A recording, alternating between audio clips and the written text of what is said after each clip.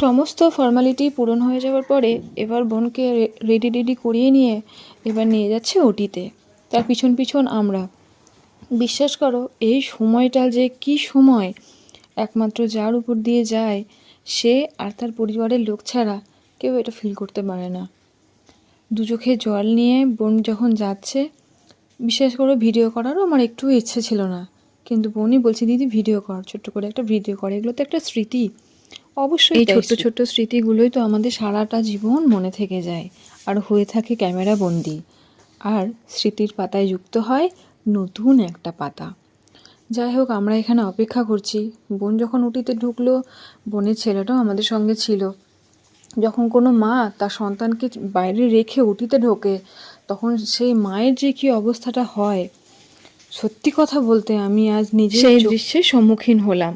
বোনের ছেলেটা থাকতে চাইছিল না, তাই জন্য বোনের ছেলেটাকে বাড়িতে রেখে এসে আমার ছেলেকে অনেকক্ষণ অপেক্ষা করার পর বোনকে শেষমেশ দেখতে পেলাম। হ্যাঁ, এবার বেডে দিয়ে দিয়েছে, পাশে আছে নতুন সদস্য। খুশির খবর। এখন হচ্ছে বিকেলবেলা, চলে এসেছি আমরা এবার বোনকে আবার দেখতে, কারণ ভিজিটিং আওয়ার ছাড়া তো দেখতে দেয় না, একমাত্র ওটির সময় অনেকক্ষণ থাকতে দেয়। পাশে আছে মা, বোনের পিসি শাশুড়ি, আমার ছেলে, বোনের ছেলে, সবাই আমরা বসে আছি, চলে এসেছি দেখতে। ভিডিওটা কেমন লাগলো, আশা করি তোমাদের ভালো লেগেছে। টাটা সবাইকে।